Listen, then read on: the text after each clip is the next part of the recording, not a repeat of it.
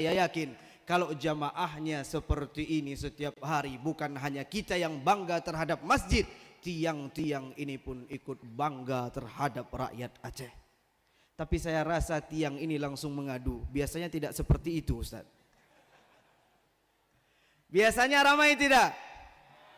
Masya Allah, tabarakallah. Nyona yang dari luar banda, nah yang dari Luk Semowe, nah yang dari Aceh Utara, nah yang dari Gaya Luas, mandum na ke? Ada kita cek-cek urung banda mandu.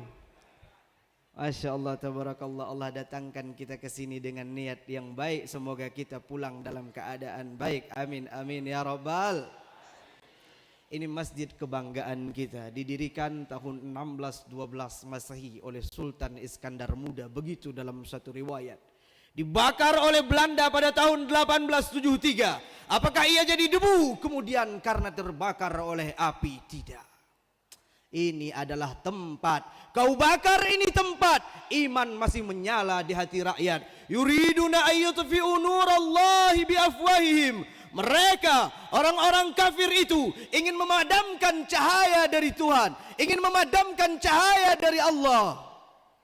Wa ya'ballahu illa ayyutimma nurah walau karihal kafirun. Sungguh Allah tidak menginginkan kecuali cahaya itu terus bersinar. Malam ini kita melihat bahwa cahaya itu tidak pernah padam. Malam ini kita melihat bahwa cahaya itu masih bersinar. Malam ini kita adalah menjadi saksi bahwa cahaya itu masih hidup di dalam generasi anak-anak kita. Semoga Allah jaga generasi kita dalam iman. Amin.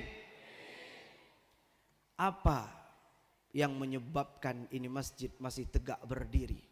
Dia pernah hampir dihancurkan oleh penjajah.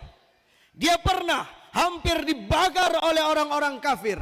Apa yang membuat dia masih tegak sampai hari ini? Quran surah At-Taubah, Allah katakan, semoga Masjid Raya Baitur Rahman ini menjadi makna yang Allah jadikan sebagai bukti dari firman-Nya. A'udzubillahi minasyaitonirrajim. Bismillahirrahmanirrahim.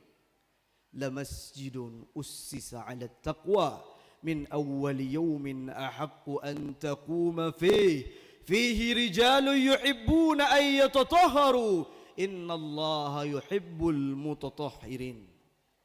Lamasjidun ussisa 'ala taqwa, sungguh masjid yang didirikan atas dasar ketakwa. Masjid ini bahan dasarnya bukan hanya semen.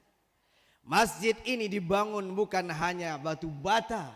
Masjid ini dikenal bukan hanya karena megah. Masjid ini dibangun dengan niat yang baik oleh umara dan ulama. Mereka sudah mengasaskan ini masjid dalam keadaan takwa, ussisa 'ala taqwa. Maka tugas kita adalah menjaga cahaya takwa itu tetap bersinar, menjaga cahaya takwa itu tetap ada. Karena masjid, bila di sana tidak ada nilai takwa, maka ia sepi dari keberkahan, maka ia sepi dari ketaatan. Dia dikagumkan banyak orang karena megah, bukan karena tegaknya jamaah. Tapi alhamdulillah, dengan hadirnya Bapak Ibu sekalian malam ini, saya hadir bahwa masjid ini benar-benar la masjidun ussisa 'ala taqwa. Ini adalah masjid yang dibangunkan atas dasar takwa. Kita hidup di sini, apa yang membuat